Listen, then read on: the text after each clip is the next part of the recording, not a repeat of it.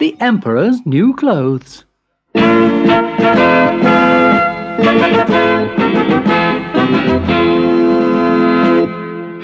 "The Emperor has to be told," cried the Chancellor. "There's no money left in the exchequer. He spent it all on clothes." But the soldier at the door of the Emperor's bedroom would not let the Chancellor in. "I'm sorry, your worship, but the Emperor's in his wardrobe again, choosing something to wear. You can't go in." Then the door burst open, and the Emperor appeared, followed by the Prime Minister. "I tell you, I can't see anyone today. I haven't got a thing to wear. Oh, Chancellor, there you are. Put the taxes up another 10%. I must have another suit. But you already have so many clothes, Your Majesty, and I can't raise income tax again. The people can't pay any more money." "I don't care," said the Emperor. "I want another one. I'm the Emperor. I can have what I want." Nobody could argue with that.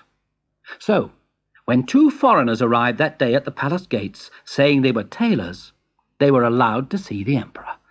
The tailors said that they made the finest clothes from the most gorgeous and delicate cloth in the whole world. "Where is this cloth? Let me see it. I want to see it," the Emperor demanded. "We haven't woven it yet," said one of the tailors. "You supply the materials, a loom, a large, bright loom, and we'll get weaving. We only supply the skill, and, of course, the magic." "Magic? Magic? What magic?" said the excited Emperor. "No one mean or stupid, no one unfit for their job, no one unworthy of their place in the royal household will be able to see the cloth we weave." "Really?" cried the Emperor. "Amazing! Wonderful! Begin right away. I'll wear them tomorrow for the big parade through the city. Chancellor, give these men everything they need." And he strode back upstairs to his dressing room. The tailors were taken to a big, comfortable room in the palace and left to start work on the large loom. But all they did was sit down and put their feet up on the royal chairs. And when the materials were brought, silk and mohair and pearls and cloth of gold, they hid them out of sight. The Emperor sat in his throne room thinking about the wonderful cloth being woven downstairs. Suddenly he grinned wickedly. "I'll use this chance to find out if any of my ministers are mean or stupid or unfit for their jobs." And so he sent for the Chancellor. "Ask how soon it'll be ready, then come back and tell me how it looks.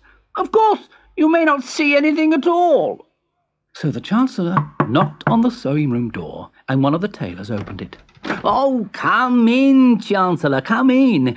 As you can see, it's almost finished." In the centre of the room stood the big weaving loom, completely empty. The Chancellor just stared at it.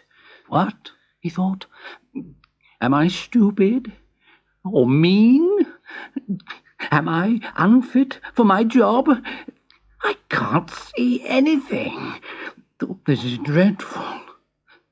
"Yes, it's very nice, lovely," he mumbled. "I like the pattern."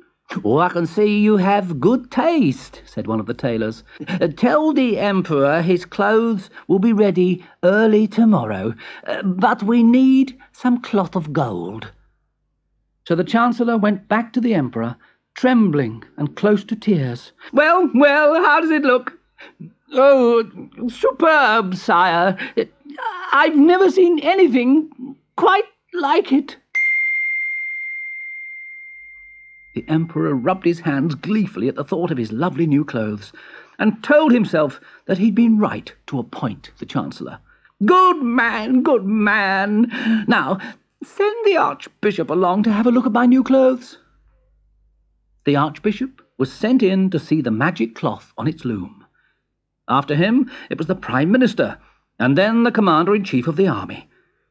They all stared at the empty loom and thought how dreadful it was not to see any beautiful cloth. "Am I mean?" thought the Archbishop. Am I stupid? Thought the Prime Minister. Am I the wrong man to be in charge of the army?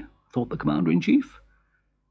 And to hide their doubts, they all threw up their hands and admired the cloth.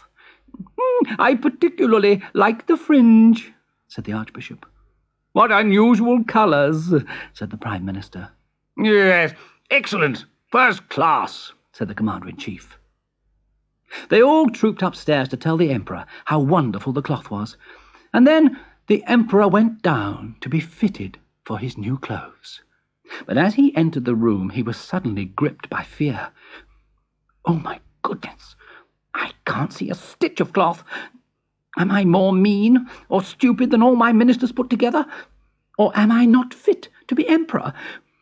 Nobody must know I can't see the magic cloth.